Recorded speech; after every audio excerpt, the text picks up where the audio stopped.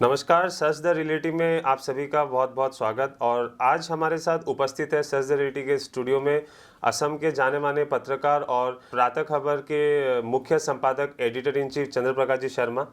चंद्रप्रकाश जी शर्मा, आज आपको बहुत बहुत हम लोग धन्यवाद देते हैं, मतलब कि आप यहाँ पे आए और अपना बहुमूल्य समय निकाला। धन्यवाद। आज अपना द रियलिटी टॉक्स का सबसे आज मुख्य विषय है इलेक्शन एनालिसिस। जो लोकसभा सीटों पर मतलब ये फर्स्ट फेज में 5 सीटों पर इलेक्शन मतलब मतदान हुई है, काजीरंगा, सोनीतपुर, लखीमपुर, डिब्रूगढ़ और जोरहाट। इस पर हम चर्चा करेंगे कि मतलब क्या माहौल दिख रहा है। तो सबसे पहले हम शुरू करते हैं डिब्रूगढ़ से। सर्बानंद सोनोवाल, लुरिनज्योति गोगोई और मनोज धनवर। शुभम, ये बहुत महत्वपूर्ण कंस्टिट्यूंसी है। पहले फेज में जो 5 लोकसभा चुनाव हो रहे हैं, वहाँ 2 सबसे महत्वपूर्ण कंस्टिट्यूंसी और बहुत ही हाई प्रोफाइल कंस्टिट्यूंसी बन गई है। एक तो सर्बानंद सोनोवाल के कारण डिब्रूगढ़ लोकसभा कंस्टिट्यूंसी बन गई है और वहाँ लुरिनज्योति गोगोई भी खड़े हैं, जो दोनों ही आसू के पूर्व अध्यक्ष रहे हैं। दूसरा, गौरव गोगोई के चलते जोरहाट लोकसभा कंस्टिट्यूंसी पर पूरे देश की नज़र है। तो ये असम की 2 बहुत ही हाई प्रोफाइल कंस्टिट्यूंसी पूरे देश भर में बन गई है, जिसकी पूरी देश भर में चर्चा है। जहाँ तक डिब्रूगढ़ लोकसभा कंस्टिट्यूंसी की बात है, पिछली बार रामेश्वर तेली यहाँ से एक बड़ी मार्जिन से जीते थे। उन्होंने घटवार को हराया। घटवार को करीबन 2,95,000 के आसपास वोट मिले। रामेश्वर तेली ने उनको 3-4 लाख के मार्जिन से हराया। किंतु इस बार परिस्थितियाँ थोड़ी अलग हैं। यहाँ पर अलग ऐसे है कि इस बार लुरिनज्योति गोगोई जो है वो ओपोजिशन के या इंडिया अलायंस हम जिसे बोलते हैं उसके जो है कैंडिडेट है, संयुक्त कैंडिडेट है। मनोज धनवर यहाँ से कंटेस्ट कर रहे हैं, आपके कैंडिडेट है। और उनके पिताजी जो थे रामेश्वर धनवर, वो मंत्री थे कांग्रेस में। कई बार उन्होंने डिगबोई कंस्टिट्यूंसी से एमएलए रहे हैं। वो उनका बहुत बड़ा नाम है, उनकी एक बैकग्राउंड है, एक लीगेसी लेकर चलते हैं। वहीं सर्बानंद सोनोवाल की जो है अपनी एक पहचान है। अभी वो पूर्व मुख्यमंत्री रहे हैं, केंद्रीय मंत्री हैं, राज्यसभा से फिलहाल है। किंतु बावजूद इसके लोकसभा की इस सीट से वो एक बार 2004 में जीते थे। 2009 में फिर उनको यहाँ से पराजय मिली थी। उस समय वो असम गण परिषद के थे। भारतीय जनता पार्टी में आने के बाद में निश्चित रूप से कुछ माहौल का परिवर्तन हुआ है। चाय जनजाति के जो लोग पहले कांग्रेस की तरफ थे, अब वो भारतीय जनता पार्टी की तरफ जो है उनका रुझान दिखने के चलते यहाँ से भारतीय जनता पार्टी के कैंडिडेट जो है वो जयी हो रहे हैं। तो लेकिन देखा जा रहा है कि डिब्रूगढ़ को एक समय पे कांग्रेस का गढ़ भी माना जाता था और यहाँ पे कांग्रेस का कैंडिडेट ही नहीं है डिब्रूगढ़ लोकसभा सीट में। लुरिनज्योति गोगोई का जो अलायंस है वो तो सही है, लेकिन जो पहले देखा गया है कि असम जातीय परिषद ने उसमें भी अपना निर्वाचन खेला था, मतलब लेजिस्लेटिव असेंबली में, तो उसमें भी मतलब उन्होंने जीत हासिल नहीं की थी। तो ये क्या बहुत मुश्किल दौर जा रहा है लुरिनज्योति गोगोई के लिए?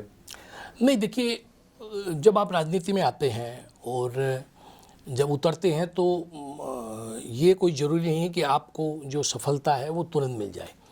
राजनीति में एक राजनीतिक पार्टी को अपने कदम जमाने के लिए 5-10 साल लग जाते हैं।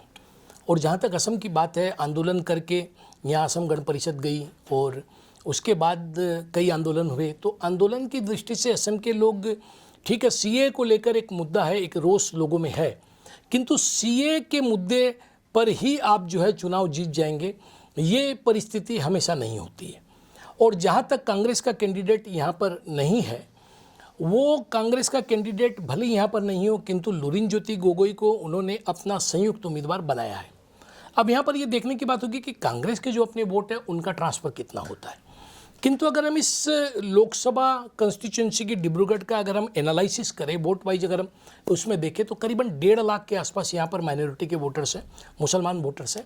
चाय जनजाति के करीबन 4 लाख के आसपास वोट है और वो 4 लाख वोटर्स में 27% मतदाता जो है वो क्रिश्चियन कम्युनिटी के माइनॉरिटी वोटर्स है, जो आमतौर पर ओपोजिशन को वोट करते हैं, भारतीय जनता पार्टी को नहीं करते हैं। उसके बाद में यहाँ पर अहोम वोट है जो मेजोरिटी वोट्स है। और लुरिनज्योति गोगोई जो है वो अहोम उम्मीदवार है।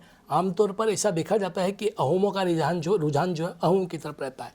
इसके अलावा इस बार सीए लागू होने के बाद कहीं ना कहीं अपर असम में एक रिसेंटमेंट लोगों में कम बेसी परिमाण में एक दिखाई दे रहा है।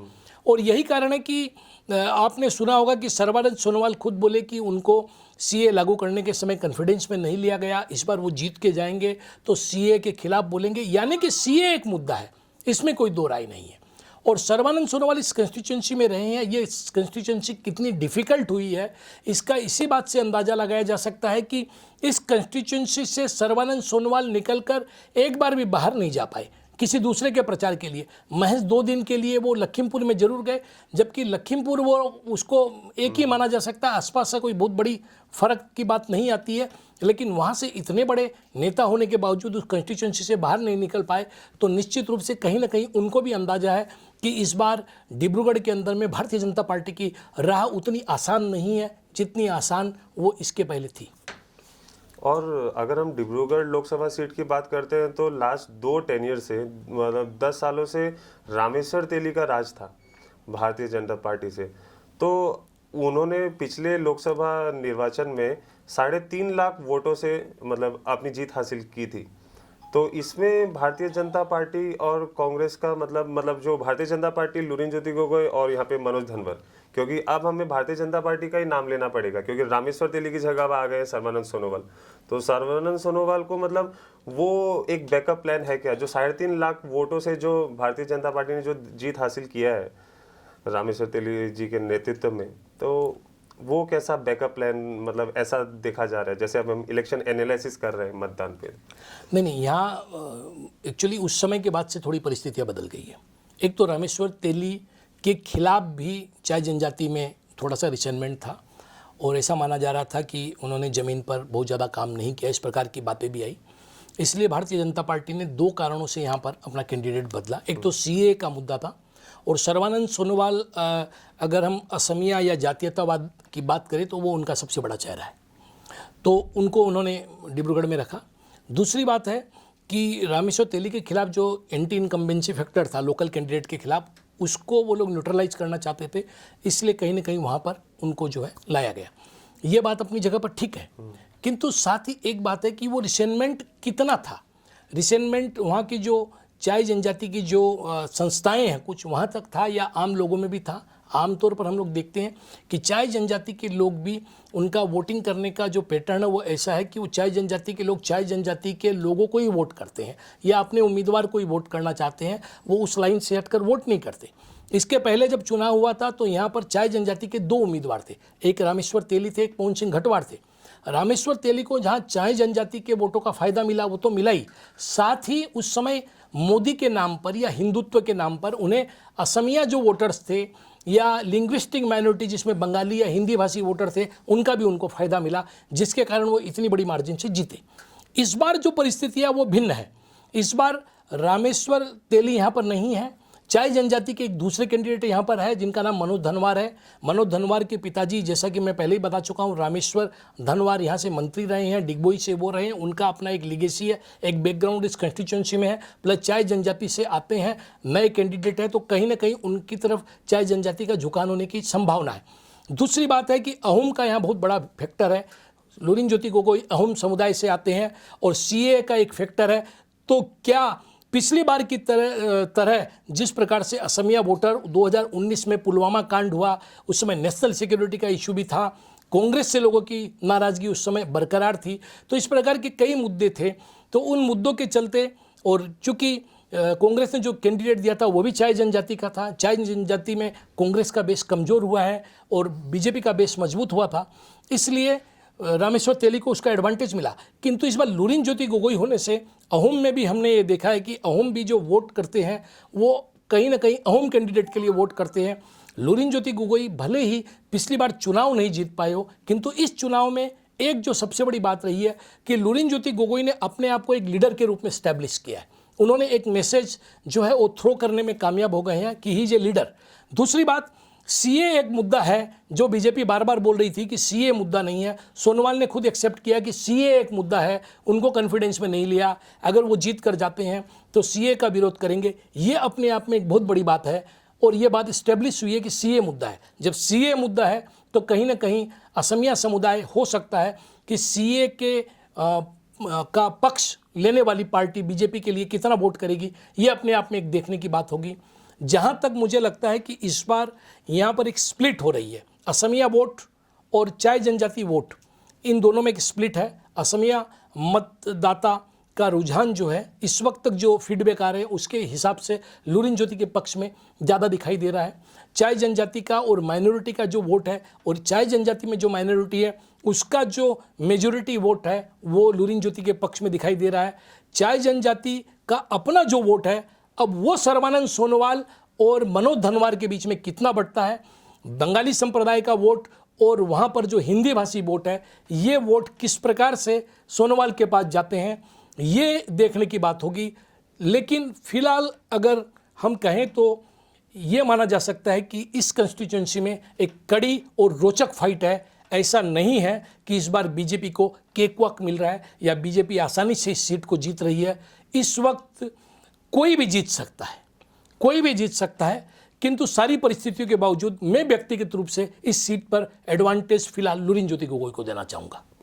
और अब जैसे हमें आज जैसे अपना मुख्य विषय इलेक्शन एनालिसिस है, पांचों सीटों पर हमें ये एनालिसिस करना है, तो डिब्रूगढ़ के मतलब हम अभी अंतिम मतलब मेरा एक मतलब मतदाताओं का बीच में एक मतलब प्रश्न उठता हुआ दिख रहा है कि घटवार, डिब्रूगढ़ से घटवार जी ने भी 2.5 लाख वोट हासिल किए थे, 2,95,000। हाँ, तो वो वोट किस तरफ अभी बढ़ते हुए दिख रहा है कि घटवार का वो वोट किस तरफ जाएगा? नहीं, मैं ये पहले ही बोल चुका हूँ कि चाय जनजाति के लोग भाजपा की तरफ झुके, इसमें कोई दो राय नहीं है, किंतु चाय जनजाति के लोग भाजपा की तरफ झुके वो उसी समय भाजपा को वोट देते हुए नजर आ रहे हैं जबकि उनका अपना कैंडिडेट चाय जनजाति का वहाँ से खड़ा हो, या दोनों तरफ से जो कैंडिडेट है वो कैंडिडेट अगर असमिया कैंडिडेट हो या अन्य जाति के कैंडिडेट हो तो वो भाजपा को देते हैं, किंतु जैसे ही उनका अपना कैंडिडेट चाहे जनजाति का वहाँ पर कोई खड़ा होता है ऐसी स्थिति में आमतौर पर उनका झुकाव अपने चाहे जनजाति के कैंडिडेट की तरफ ही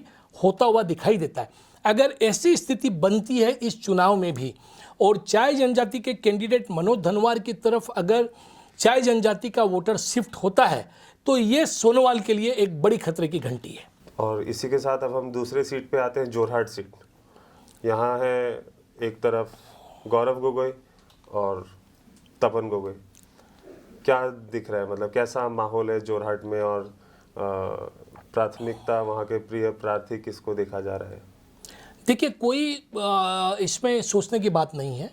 गौरव गोगोई के जाते ही वो हॉट सीट हो गई। पूरे भारतवर्ष में जिस प्रकार से गौरव गोगोई ने अपने आप को प्रेजेंट किया है उन्हें भविष्य का नेता माना जा रहा है।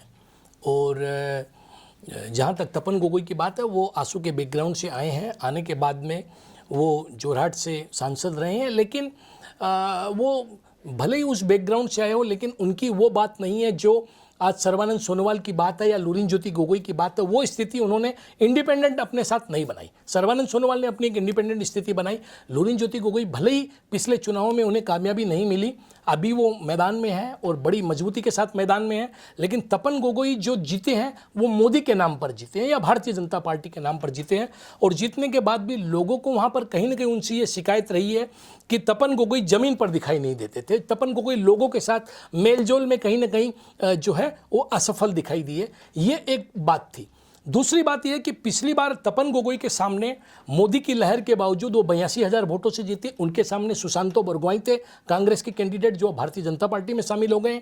इस बार उनके सामने किंतु गौरव गोगोई है। गौरव गोगोई की अपना एक व्यक्तित्व तो है ही, साथ ही असम के सबसे बड़े नेताओं में से एक तरुण गोगोई का पुत्र होना भी या तरुण गोगोई की जो छाप है उसका भी एडवांटेज उनको मिलेगा। जिस प्रकार से आप देखिए कि ये जितनी कंस्टिट्यूंसी है उसमें सबसे ज़्यादा वोटिंग अगर कहीं हुई है तो वो टिटावर लोकसभा विधानसभा कंस्टिट्यूंसी में हुई है। तो टिटावर विधानसभा कंस्टिट्यूंसी को हमेशा प्रतिनिधित्व करते थे तरुण गोगोई। तो ये सारी चीज़ें वहाँ पर गौरव गोगोई के आने के बाद में, और जोरहाट के लोग थोड़े जागरूक मतदाता है, वो हमेशा थोड़ी सी लीक से हटकर चलते हैं। वो बहुत ज़्यादा किसी आप लहर के चक्कर में नहीं जाते हैं, हमेशा एक अलग परिणाम देने का उनका वो रहा है। गौरव गोगोई के वहाँ जाने के बाद से लोगों का ये मत था कि उनकी कंस्टिट्यूंसी को गौरव गोगोई जैसा एक सांसद रिप्रेजेंट करे जो कम से कम लोकसभा के अंदर में खुलकर बोल सके, असम की और जोरहाट की बात रख सके। लेकिन तपन गोगोई जी को अभी फिर से टिकट मिला है। पहले भी वो लोकसभा से मतलब खेले और जीते और इस बार फिर मिला है, तो इसके पीछे भी तो भाजपा का मतलब कोई एक वो उन पर विश्वास होगा कि मतलब कि वो जीत कर आएंगे वहाँ से। देखिए, टिकटों के बंटवारे में आप जानते हैं कि एक अंदरूनी लॉबी भी काम करती है। जैसा कि ये माना जाता है कि भारतीय जनता पार्टी में दो लोबियां हैं, एक मुख्यमंत्री हिमंत बिश्व शर्मा की और एक सर्बानंद सोनोवाल की। तो तपन गोगोई सर्बानंद सोनोवाल के खेमे के आदमी माने जाते हैं। दूसरे, तपन गोगोई अहम कैंडिडेट है। भारतीय जनता पार्टी के पास सबसे बड़ी समस्या है कि उनके पास में लुरिन ज्योति गोगोई, अखिल गोगोई और गौरव गोगोई के लेवल का या उनको टक्कर देने वाला कोई अहम नेता नहीं है। तो उनके पास में जो अहम नेता वो तपन गोगोई है।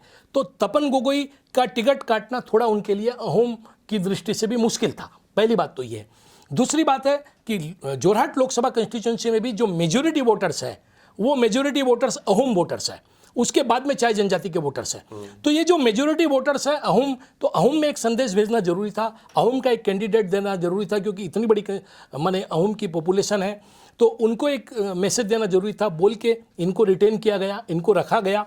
किंतु सबसे बड़ी बात है कि इनको रखने के बाद जैसे ही गौरव गोगोई ने इस कंस्टिट्यूंसी से खेलना तय किया, उसके बाद से न सिर्फ मुख्यमंत्री बल्कि मुख्यमंत्री के जितने सिपाहसालार है, चाहे उसमें पीयूष हजारिका हो, जयंत मल्ल बरुआ हो या वहाँ आसपास के जितने नेता मंत्री हैं, वो सारे के सारे प्रचार करते हुए नजर आए जोरहाट कंस्टिट्यूंसी में। इससे ही पता चल जाता है कि जोरहाट कंस्टिट्यूंसी भारतीय जनता पार्टी के लिए कितनी अहम है और जोरहाट कंस्टिट्यूंसी की स्थिति क्या है गौरव गोगोई के आने के बाद में। फिलहाल जो वहाँ स्थिति दिख रही है उसमें ऐसा लग रहा है कि गौरव गोगोई को न सिर्फ चाय जनजाति के वहाँ अच्छे खासे वोट मिलेंगे, बल्कि जो अहम समुदाय के लोग हैं उनके भी वोट मिलेंगे, माइनॉरिटी के भी वोट मिलेंगे, यहाँ तक कि वहाँ की जो हिंदी स्पीकिंग कम्युनिटी है उसमें भी गौरव गोगोई का एक अच्छा खासा प्रभाव है। तो गौरव गोगोई का एक बहुत बड़ा एडवांटेज वहाँ पर है। मोदी की लहर के बावजूद, मुख्यमंत्री के तमाम आश्वासन और तमाम इसके बावजूद, तो अगर आप मेरी माने और मुझे जो फीडबैक वहाँ से मिल रहे हैं, इस कंस्टिट्यूंसी पर भी मैं यहाँ गौरव गोगोई को जो है व्यक्तिगत रूप से, not as a Congress candidate but Gaurav Gogoi as a candidate, यहाँ पर गौरव गोगोई को कहीं ना कहीं एडवांटेज नजर आ रहा है। और अगली सीट की बात करें तो हम आता है लखीमपुर, प्रधान बरुआ और उदय शंकर हाजरिका कांग्रेस से। इस पे क्या कहेंगे आप? देखिए, वैसे तो पिछले 2 बार से लगातार प्रधान बरुआ यहाँ से जीत रहे हैं। इससे पहले सर्बानंद सोनोवाल वहाँ से थे। सर्बानंद सोनोवाल जब यहाँ से मुख्यमंत्री बने तो उसके बाद में प्रधान बरुआ वहाँ उनको टिकट दिया गया। प्रधान बरुआ जीत रहे हैं और देखने में जो प्राइमा फेसी लग रहा है वहाँ एडवांटेज प्रधान बरुआ को है। किंतु यहाँ पर एक बात पर नज़र डालने की ज़रूरत पड़ेगी। वो ज़रूरत इस बात की रहेगी कि प्रधान बरुआ वहाँ खेल रहे हैं, बीजेपी की हवा है, इन सब के बावजूद भी डिब्रूगढ़ कंस्टिट्यूंसी में जिस प्रकार का कड़ा जो मुकाबला देखा जा रहा है, और अगर सीए का मुद्दा प्रभावी होता है किसी कारण से, ऐसा लग रहा है कि सीए का मुद्दा डिब्रूगढ़ लोकसभा में प्रभावी है। अगर वो मुद्दा प्रभावी होता है, असमिया समुदाय सीए लागू होने के बाद में अगर सीए के खिलाफ वोट देने का मन बनाता है, तो ऐसी स्थिति में कोई बड़ी बात नहीं है कि आपको लखीमपुर कंस्टिट्यूंसी में भी कोई बड़ा उलटफेर हो जाए। अगर ऐसा नहीं होता है, असमिया समुदाय जो भाजपा सोच रही है या जो अभी एनालिसिस ओपिनियन पोल वगैरह में दिखा रहे हैं, उसी हिसाब से अगर जाता है तो फिर प्रधान बरुआ की जीत वहाँ निश्चित से दिखाई दे रही है। और उदय शंकर हाजरिका ने कुछ ही दिन पहले कांग्रेस ज्वाइन किया, वो भी बीजेपी छोड़कर आए थे। तो ये भी एक मुद्दा हो सकता है, मतलब ये भी एक अहम मतलब कारण हो सकता है कुछ भी उलटफेर का। नहीं, देखिए, उदय शंकर हजारिका आए हैं, भारतीय जनता पार्टी का जो वोटर है या जो भारतीय जनता पार्टी को वोट करता है आमतौर पर, वो वोटर किसी के आने या जाने से कोई बहुत ज़्यादा फ़र्क उससे नहीं पड़ता है। और अगर यहाँ पर कोई चीज़ अंतर अगर डालेगी तो वो अंतर सिर्फ यही डाल सकता है कि असमिया वोटर्स जो हैं वो किस प्रकार से वोट करता है, अहूम है वहाँ पर, मिसिंग है वहाँ का, या अन्य जो वोटर्स हैं वो किस प्रकार से वोट करते हैं। अगर उनको लगता है कि सीए से हमारे अस्तित्व को चुनौती पहुँच रही है, सीए का मुद्दा अगर प्रभावी होता है, तो फिर इस सीट पर मुकाबला देखा जा सकता है। नहीं तो फिर यहाँ पर लखीमपुर में मुझे लगता नहीं है कि कोई बहुत बड़ा मुकाबला फिलहाल नज़र आ रहा है। और दूसरी तरफ काजीरंगा में बीजेपी से कामाख्या प्रसाद तासा और कांग्रेस से रोजलिना तिर्की। देखिए, दोनों ही चाय जनजाति के नेता है। रोजलिना पहले एमएलए रही है और अच्छी लीडर है। कामाख्या भी 2 बार एमपी रह चुके हैं, राज्यसभा से एमपी है और चाय जनजाति में उनका प्रभाव है। और इस सीट पर जब ये कौलिया बोर्ड थी तो उस समय हमेशा इस सीट पर कांग्रेस जीतती रही है लगभग एक आध बार, एजीपी को छोड़ दे तो एक बार जब केशव महंतो ने तरुण गोगोई को हराया था, वो भी कुछ हज़ार मतों से हराया था। वो एकदम उस 96 की बात है जब पूरा असम गण परिषद का दौर था। उसके बाद लगातार यहाँ से कांग्रेस जीती है, दीप गोगोई जीते हैं, तरुण गोगोई जीते हैं और गौरव गोगोई जीते हैं। इस बार जो डिलिमिटेशन हुआ है, जो कंस्टिट्यूंसी का पुनर्निर्धारण हुआ है, उसके बाद से इस कंस्टिट्यूंसी से जो मुस्लिम मेजोरिटी वोटर्स थे जिन विधानसभाओं में, धिंग, बटद्रा, रुपईहाट, इनको हटा दिया गया और इनकी जगह होजाई लामडिंग को जो है वो हिंदू मेजोरिटी वाले को घुसा दिया गया।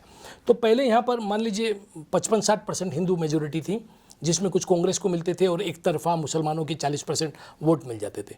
इस बार यहाँ पर जो है 75% अब जो है हिंदू मेजोरिटी वोटर्स हैं और करीबन 25% के आसपास यहाँ पर इस वक्त 25-26% क्रिश्चियन 4% के आसपास है और 22% के आसपास मुसलमान वोटर्स हैं। तो ये वोटर्स लेकर जो माइनॉरिटी के वोटर्स हैं वो 25% वोटर्स हैं। तो माइनॉरिटी वोटर्स तो निश्चित रूप से जो रोजीना तिर्की है उनके पास जाएंगे, उसकी तरफ जाएंगे, इसमें कोई देखने की बात ही नहीं है। अब रही बात है कि चाय जनजाति के जो वोटर्स हैं और असमिया वोटर्स हैं, इनमें रोजलिना तिर्की किस प्रकार से अपना जो वोट जो है वो तान पाती है, या कांग्रेस के उम्मीदवार को लोग वोट देते हैं। चाय जनजाति के वोट, चूँकि दोनों चाय जनजाति के कैंडिडेट हैं, तो चूँकि भाजपा का इनरोड्स चाय जनजाति में रहा है, तो चाय जनजाति के वोटर्स वहाँ पर जा सकते हैं उस तरफ। दूसरी बात है कि असमिया वोटर्स है वो किस प्रकार से वोट करेगा, क्योंकि ये परी जो कंस्टिट्यूंसी है ये अभी फिलहाल यहाँ पर भाजपा के ही एमएलए सबसे अधिक है। तो इस प्रकार से एडवांटेज कहीं ना कहीं इस कंस्टिट्यूंसी में भाजपा को है, लेकिन फिर भी एक फाइट यहाँ पर देखने को मिल सकती है। एकदम ऐसा नहीं है कि एकदम से ही मुकाबला एक तरफा है, कहीं ना कहीं एक फाइट रहेगी। और क्योंकि 25% वोट एक तरफा जो है रोजलिना तिर्की को मिल रहे हैं और 25% वोट बहुत होते हैं। अगर 10-15% वोट अगर किसी भी प्रकार से वो तानने में कामयाब हो जाती है तो फिर मामला क्लोज हो जाएगा। और अब हम आते हैं अपने आखिरी सीट पर, फिर बाद में हमें केंद्र की कुछ सीटों में और केंद्र के कुछ पार्टियों के बारे में भी हम चर्चा करेंगे आज के एनालिसिस शो में। सोनितपुर में रंजीत दत्ता और दूसरी तरफ आम आदमी पार्टी से ऋषिराज कौंडिन्य और यहाँ पर प्रेमलाल गंजू। ये भी एक बहुत मतलब चुनौतियों भरा एक ये सीट देखा जा रहा है। देखिए, वहाँ से जो तेजपुर की सीट है, ये सीट से कांग्रेस बड़ी मजबूत थी। माइनॉरिटी वोटर्स और जो चाय जनजाति के वोटर्स हैं या फिर अपने नेपाली वोटर्स हैं वहाँ पर काफ़ी बड़ी संख्या में, इसीलिए कांग्रेस ने वहाँ से प्रेमलाल गंजू को दिया है। और रंजीत दत्तो जो है 42 एमएलए हैं, मंत्री रहे हैं, तो उनको जो है भारतीय जनता पार्टी ने इस बार उतारा है। तो ये जो उनको लाया गया है, तो ऐसी परिस्थिति के अंदर में नेपाली वोटर्स यूँ तो भारतीय जनता पार्टी के साथ रहे, लेकिन अब उनका अपना कैंडिडेट है तो किस प्रकार से वो वोट करते हैं, और असमिया वोटर्स, असमिया मतदाता किस प्रकार से वोट करता है, रंजीत दत्तो चूँकि एक कैंडिडेट है वहाँ पर, या फिर चाय जनजाति के जो वोटर्स हैं उनका एक जो है अपना रुख है। लेकिन जो ओवरऑल सिचुएशन इस कंस्टिट्यूंसी में नज़र आ रही है, और जैसे कि सारी की सारी कंस्टिट्यूंसी इस इलाके में भारतीय जनता पार्टी के हाथ में है लगभग, तो वैसी परिस्थिति में यहाँ पर भारतीय जनता पार्टी को बड़ा एडवांटेज है और ऐसा लग रहा है कि ये सीट शायद आसानी से भारतीय जनता पार्टी जीत जाए। और इसी में अगर हम सोनितपुर से ही केंद्र को कनेक्ट करते हैं, आम आदमी पार्टी की बात आती है, ऋषिराज कौंडिन्य भी है वहाँ पर एक कैंडिडेट। तो जहाँ पर केंद्र में इंडिया अलायंस की बात हो रही है, मतलब आम आदमी पार्टी और कांग्रेस का अलायंस हो रहा है, पर यहाँ असम में हर जगह यहाँ पे आम आदमी पार्टी और कांग्रेस अलग अलग जगह अपनी वो उम्मीदवार खड़े कर रहे हैं। देखिए, ऐसा बहुत जगह है। इंडिया अलायंस के कई लोग हैं जो फ्रेंडली फाइट भी कर रहे हैं बहुत जगह। केरला में आप देखिए उनकी फ्रेंडली फाइट है। इसके बाद में बंगाल में ममता बनर्जी के साथ उनका अलायंस नहीं हो पाया, वहाँ फ्रेंडली फाइट है। यहाँ तक कि उत्तर प्रदेश में एक आध जगह फ्रेंडली फाइट की बात चल रही है। ऐसे ही असम के अंदर में आप देखिए, डिब्रूगढ़ के अंदर में मनोज धनवार है। तो ये एक टेक्टिकल अंडरस्टैंडिंग भी हो सकती है। राजनीति में हमेशा जो अलायंस होता है वो सामने से कुछ और पीछे से कुछ और दिखता है। जैसे मनोज धनवार का वहाँ से खड़ा होना, चाहे जनजाति के वोट अगर काटता है तो वो भारतीय जनता पार्टी को कमज़ोर करेगा। यहाँ ऋषिराज कौंडिन्य है तो वो कितने वोट जो है रंजीत दत्तो के काट पाते हैं, या वो जितने वोट काटेंगे असमिया समुदाय के या वो, तो कहीं ना कहीं वो चीज़ें भारतीय जनता पार्टी को हो सकता है कमज़ोर करे, इस प्रकार की एक अंडरस्टैंडिंग हो सकती है। तो ये कोई बहुत बड़ा मुद्दा नहीं है और ये मुद्दा है भी नहीं। पंजाब में भी आम आदमी पार्टी और कांग्रेस आमने सामने है, तो ये कोई बहुत बड़ा मुद्दा नहीं है। आमतौर पर उसी जगह भारतीय जनता पार्टी और आम आदमी पार्टी या अन्य पार्टियां आमने सामने हैं, जहां पर या तो उन दोनों का आपसी मुकाबला है या फिर कैंडिडेट ऐसा खड़ा किया जाए जहां से जो है भारतीय जनता पार्टी के वोट वो लोग काटें। इस प्रकार की एक अंडरस्टैंडिंग के साथ वो गए। और अगर अभी हम केंद्र की बात करें तो या असम की बात करें तो सबसे पहले भाजपा का एक नारा बन चुका है 400 पार। ये 400 पार नारे पे आप क्या कहेंगे? देखिए, नारे जब भी इलेक्शन होता है तो 400 पार होता है। एक नारा साइनिंग इंडिया का भी था और अलग अलग समय में भाजपा थोड़े नारे देती भी है, थोड़ा कान को अच्छे लगे ऐसे नारे देती है। अगर 400 पार का नारे पर हम जाएं, पहली तो बात है 400 पार होगा नहीं किसी भी स्थिति में, क्योंकि भारतीय जनता पार्टी के लिए अभी भी जो सबसे मुश्किल का दौर है वो दौर है साउथ इंडिया। साउथ इंडिया में वो कहीं थोड़ा बहुत घुसने की चेष्टा कर रही है, लेकिन अगर साउथ इंडिया में देखें तो केरला में बहुत मुश्किल है उनके लिए। आंध्र प्रदेश में वो गए हैं तेलुगु देशम पार्टी के साथ, तो वहाँ एक एंट्री वो मार सकते हैं, लेकिन वो भी बहुत ही छोटी एंट्री होगी। तेलंगाना में भी वो एंट्री करेंगे। उसके बाद में तमिलनाडु में वो एक सीट जीतने का अनुमान है, शायद कि एक सीट कोयम्बटूर की जीत जाए। तो ऐसे साउथ के अंदर भी जो 132 सीटें हैं, कर्नाटका में भी इस बार वो पिछले बार का प्रदर्शन नहीं दोहरा रहे, ऐसी बातें सामने आ रही है कि वहाँ कांग्रेस 5-4 सीट तो कम से कम जीतेगी, तो वहाँ भी उनकी सीट जो है कम होगी। तो साउथ का 132 जो सीटें हैं वो 132 सीट आज भी भारतीय जनता पार्टी के लिए मुश्किल बनी हुई है। तो ये तो एक बात हो गई। दूसरी बात, इसके साथ साथ अगर 400 पार की बात अगर हम सारी मान ले, भारतीय जनता पार्टी ने राम मंदिर बनवाया है, भारतीय जनता पार्टी के पास मोदी हैं जो सबसे बड़े नेता हैं भी, भारतीय जनता पार्टी डेवलपमेंट के इशू पे चुनाव लड़ रही है। अगर इन तीनों को माने तो ये तीनों को माने एक साथ भी अगर कर दें तो ऐसा क्या कारण था कि भारतीय जनता पार्टी को कांग्रेस या अन्य पार्टियों से भ्रष्टाचार में लिप्त नेताओं को तोड़कर अपनी पार्टी में लाना पड़ा। ये एक मैसेज लोगों में जा रहा है कहीं ना कहीं। भारतीय जनता पार्टी भले इसे कैसे भी प्रेजेंट करें, किंतु जैसे उन्होंने अजित पवार को अपनी पार्टी में लाया, जिसके ऊपर प्रधानमंत्री ने कहा कि इन पर 70,000 करोड़ का घोटाला है, या फिर अगर वो अशोक चौहान को वहाँ पर लाते हैं जो आदर्श सोसाइटी घोटाले के अंदर में मेन अभियुक्त थे, जिनको अपने मुख्यमंत्री पद से इस्तीफा देना पड़ा। तो इस प्रकार के बहुत से लोग हैं जिनको वो अपनी पार्टी में तुरंत शामिल करवा रहे हैं। तो ये सारे मुद्दे हैं कि भारतीय जनता पार्टी को अगर 400 पार हो रही है तो क्या ज़रूरत पड़ी ऐसे लोगों को लाने की। दूसरी बात, तमाम भारतीय जनता पार्टी के जोड़ तोड़ के बावजूद भी आज महाराष्ट्र में भारतीय जनता पार्टी की सीट पहले की तुलना में कमेगी, इसमें कोई दो राय नहीं है। उनके अलायंस की सीट भी कमेगी। बिहार के अंदर में उनको सेटबैक लगने की बातें आ रही है कि बिहार के अंदर में भी पिछली बार जितनी उनकी सीटें थी इस बार वो सीट कम हो रही है। आसाम के अंदर में भी ऐसा माना जा रहा है कि उनकी सीट शायद पिछली बार की तुलना में कम सकती है। तो ये अगर हम सारी चीज़ें देखें और सारे जगह पर हम लोग आकलन करें तो कहीं ना कहीं राजस्थान में उनकी 5 सीटें बोल रहे हैं कि कम से कम 25 थी पिछली बार, इस बार 5 सीटें कम हो सकती है। तो अगर इस प्रकार सारे आंकड़े हम देखें और सीट अगर कम हो रही है और कहीं बढ़ने का अंदेशा है तो 5, 7, 10 सीटें बढ़ सकती है। तो उत्तर प्रदेश में बढ़ सकती है, बाकी सब जगह अपसाइड डाउन का खेला है। भारतीय जनता पार्टी चोटी पर पहुंच गई थी, अब वहाँ से नीचे ही उतर सकती है, वहाँ से पार नहीं जा सकती। तो ऐसी स्थिति में 400 पार तो संभव नहीं है।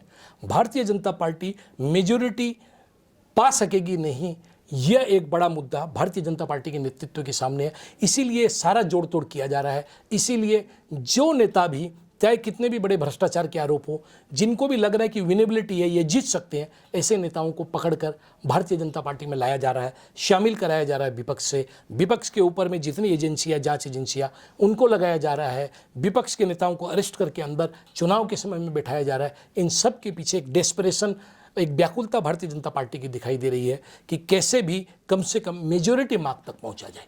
तो 400 पार की बात तो छोड़िए, मेजॉरिटी अगर भारतीय जनता पार्टी प्राप्त करती है तो ये बहुत बड़ी बात होगी।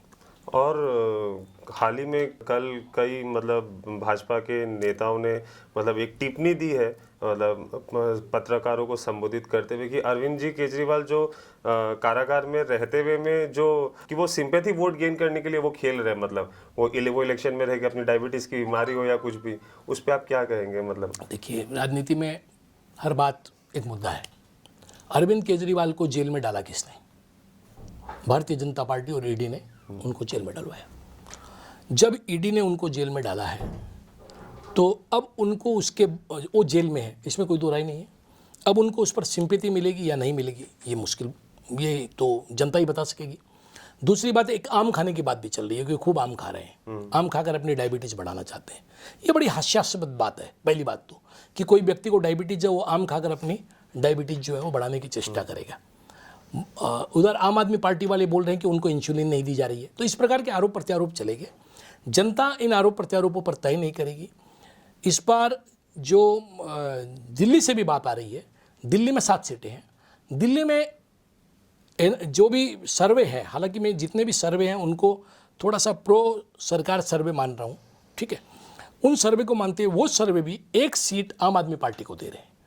तो 7 की 7 सीट दिल्ली में भी भारतीय जनता पार्टी की नहीं आ रही है, ये अपने आप में निश्चित है।